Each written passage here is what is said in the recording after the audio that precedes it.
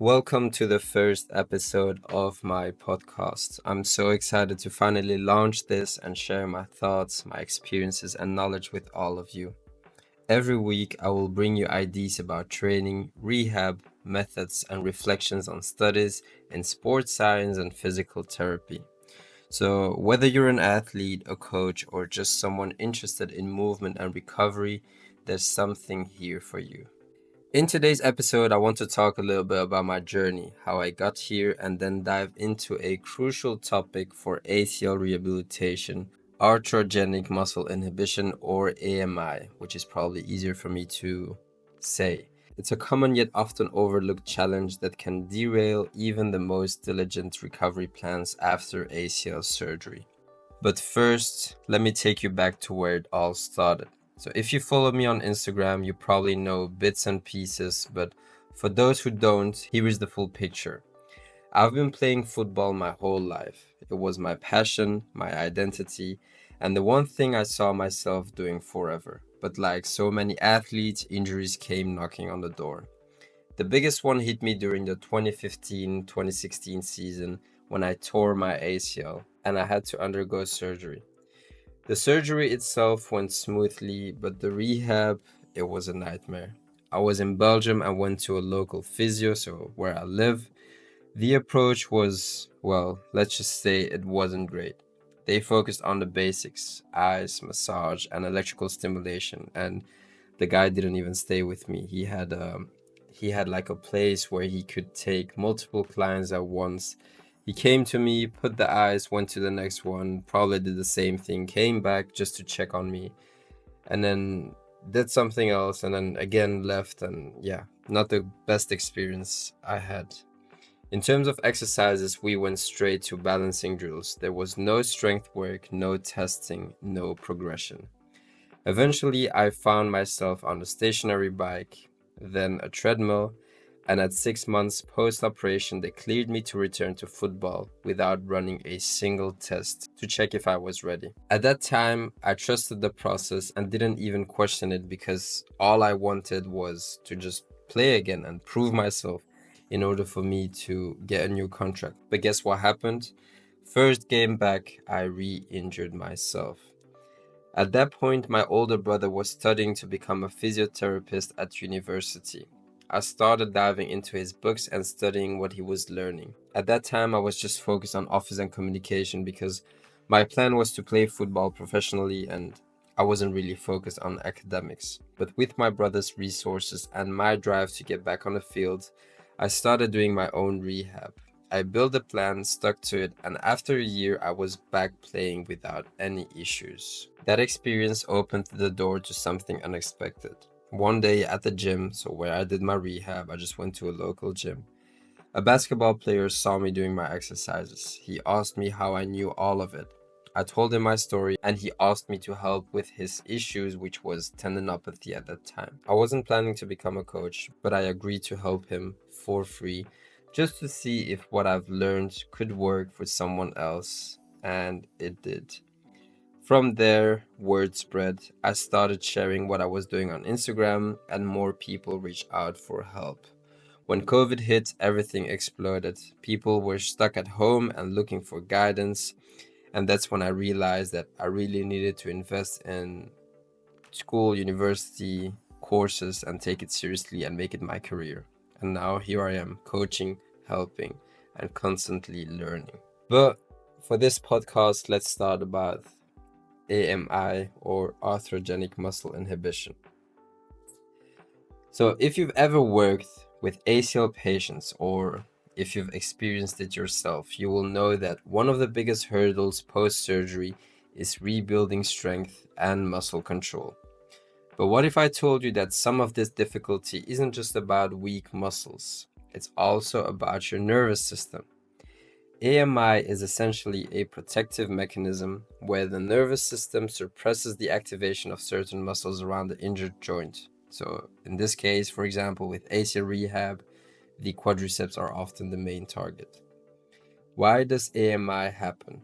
When you have a serious knee injury or surgery, receptors in the joint send signals to your brain saying, hey, something's wrong here, protect me.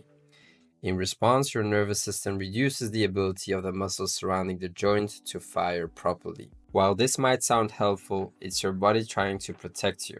It actually becomes a huge obstacle. Without proper quad activation, you will struggle with even basic movements like walking, let alone more advanced tasks like running or jumping. Now, the question is, how does AMI affect rehab? AMI isn't just frustrating, it can slow down your entire rehab process. Because if you're unable to fully activate your muscles, you can't strengthen them effectively. And if you don't address AMI early, it can lead to compensations patterns, delayed progress, and even re-injury.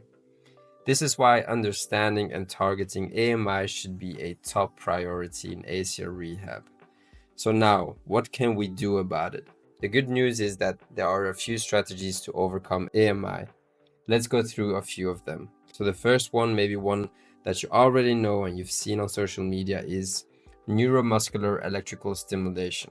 If you've had ACL injury, ACL rehab, you probably had this. The physio probably used this on you.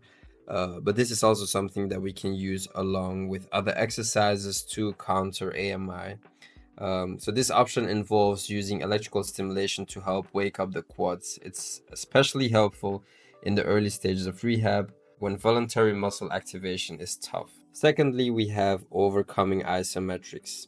So if you follow me on Instagram, you already know about isometric exercises. This is where you contract your muscles without moving the joint, which is a fantastic way to target the quads without putting too much stress on the knee itself.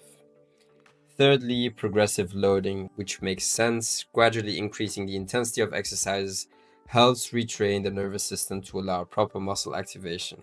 So, starting with closed chain exercises like leg presses and eventually moving to open chain ones is a great approach. Number 4, focus on range of motion. So, this is something that I already tell my clients is that the earlier you can start, the more results you will have, because limited range of motion can exacerbate AMI, so addressing stiffness and mobility early is crucial. Passive stretching and active range of motion drills can really be helpful here. So if you don't really know what to do, you have a few examples on my Instagram, which are completely free. And if you want a complete plan, you can always check my ACL protocol on the website. Lastly, proprioception training. So since AMI involves your nervous system, improving proprioception, which is your body's sense of joint positioning, can help reconnect the brain to the muscle. If you've checked my previous YouTube video on YouTube on how to improve proprioception, you know that a good way to start proprioception training is by using cars, for example. So I'm not going to tell too much about that. I'm going to let you go and check the other YouTube video about proprioception, and you will understand how to start with proprioception training. So just some final thoughts about this topic is that AMI is one of the most overlooked challenges in ACL rehab, but it doesn't have to be one if you have the right approach. Until today, I always have clients coming up to me. Some of them are a few months post-operation. Others are very, very, very late in their rehab process. And being 6 months post-operation and having difficulties in contracting your quads, and whenever you do an exercise, everything goes on the joint itself is really frustrating. So this issue really needs some more attention, and by addressing it with the tools that I mentioned in the podcast, so the electrical stimulation, the isometric exercises, the progressive loading, the proprioception training, you can significantly improve outcomes and prevent setbacks. Of course, remember that rehab isn't just about going through the motions, it's about understanding your body, addressing the root causes of dysfunction, and taking proactive steps towards recovery.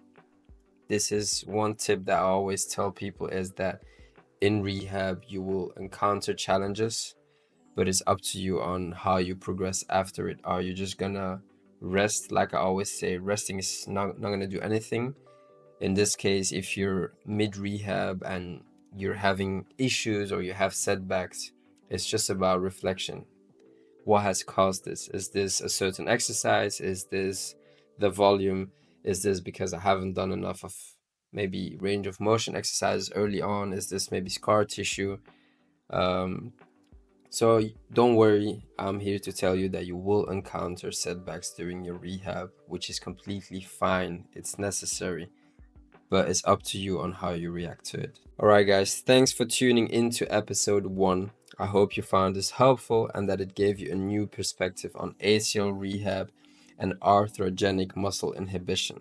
If you enjoyed this episode, don't forget to subscribe and stay tuned for the next episode where I will dive into another key topic in training and recovery. Until then, take care, train smart, and keep pushing forward. See you next time.